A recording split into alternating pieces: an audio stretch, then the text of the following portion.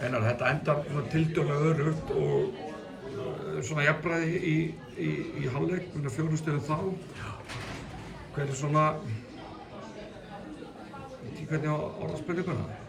Var þetta bara eins og átti von á eða? Náttúrulega vantar lykilmenn í Grindavík. Náttúrulega, þær eru þunnskipar.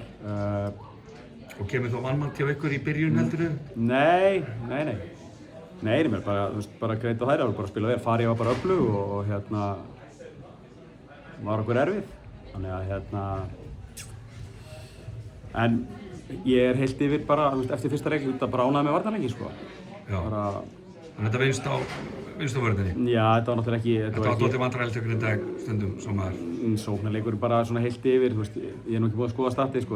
Hittin okkar var nú ekki til að hrópa húrra fyrir sko. Nei. En hvað, þú alltaf missir Pólína Hestler, janúar, handabrót, farið nýjan útlending. Hún Grindvíkinga vildi nú láta vísa henni úr húsi fyrir olnbogaskot, en kannski ekki að tjá hvernig það. Ég sá það bara ekki. Þú átt vona að fá Pólínu alltaf aftur fyrir úrslitakeppnina og allt það, en hvernig líst þér á framhaldið? Bara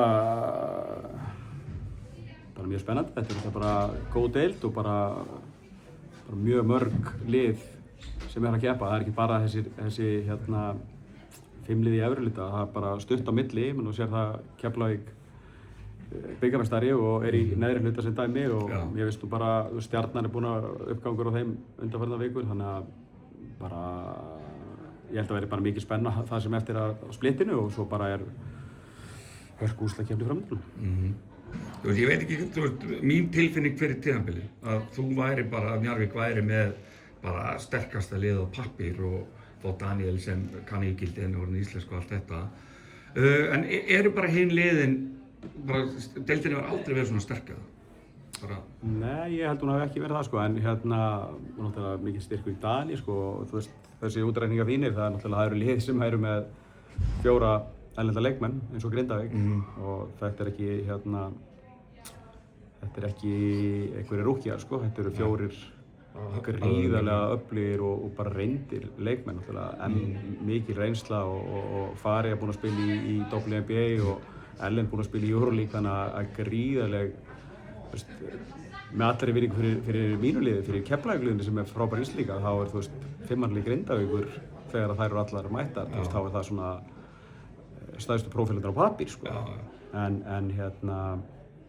nei, þetta eru bara mörg góð lið, ég hef nú talað áður, bara Káur og Valur finnst mér, Káur náttúrulega sér nýlega, bara búin að vera frábærar og Valur hafa bætt við sig snúningi í vetur, þannig að þetta er bara mjög skemmtileg deild, það er ekkert gefið og það er einhver leikir gefið, það er bara að sýna sig aftur og aftur, Hamar er búið að vera að pekka sigra núna undanfarið, vinna okkur úr tæpara á móti Haugum, vinna KR, Ármann voru komið með okkur upp að vegg, vinn í gær, þannig að það er frábært. Já, þannig að við lefum okkur spóla yfir þessa svona millideildi að hvað að kalla þetta.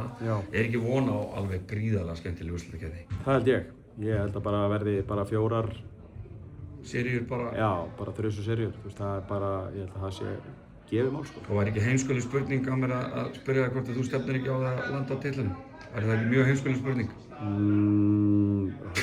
Sko ég svara henni ekki, bara við ætlum að undirbúa okkur vel fyrir Hauka í næstu og leggja allt í söndina og vinna þann leik sko. Ég held að það sé best að taka eina tröpp í einu sko. Léleg spurning, takk fyrir.